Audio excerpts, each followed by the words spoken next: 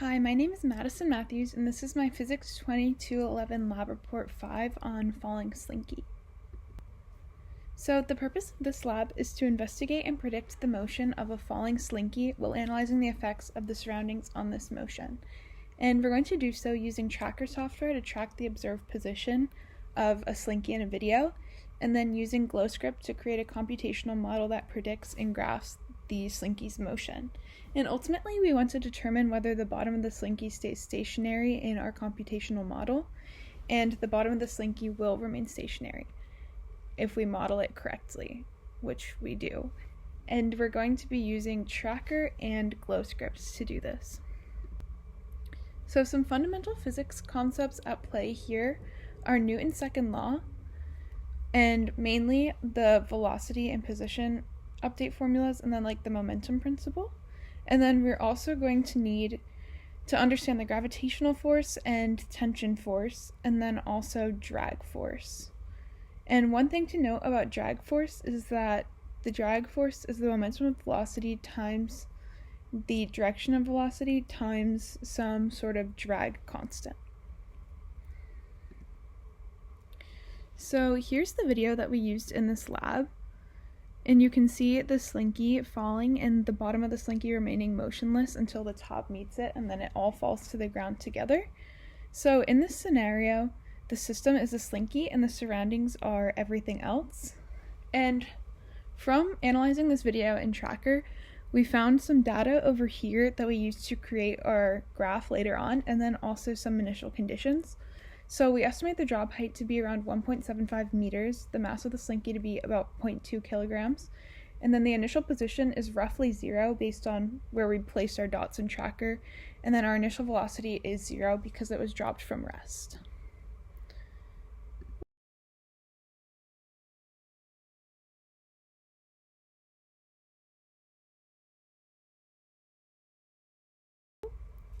So here's our GlowScript model. First we started with some initial conditions, which are what we extracted from the Tracker data as I mentioned before.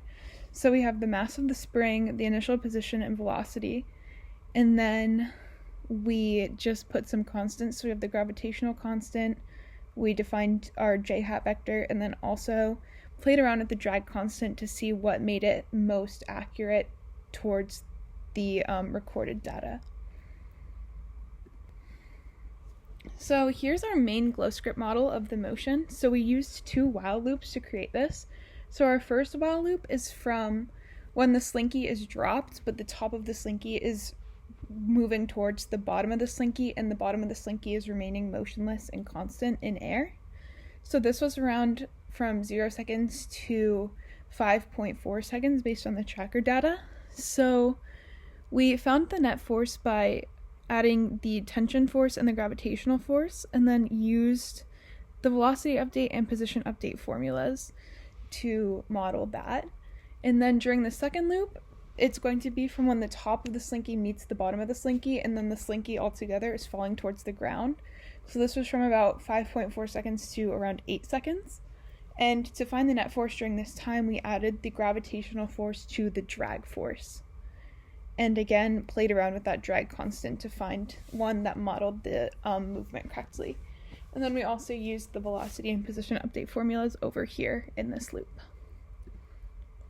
So over here are our results, and basically what we found, the observed data is the orange line and the computational data is the blue line, and we graphed position versus time.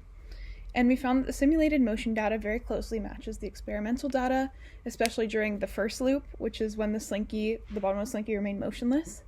And then the drag constant found in the code may not do a perfect job of modeling the true drag force during the second loop, because they're a little bit off, but still close to modeling the correct data.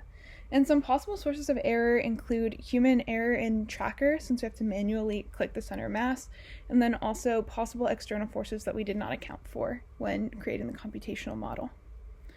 And basically this happens because the bottom of the slinky stays suspended motionless because the tension force within the slinky exactly equals the opposite of the gravitational force, so the forces in the y direction cancel each other out with equal and opposite magnitude, making the bottom of the slinky stay stationary. And this will work for any slinky as long as these two forces cancel each other out. So this can mean different lengths, weights, and spring constants in the Slinky. So yeah, thank you.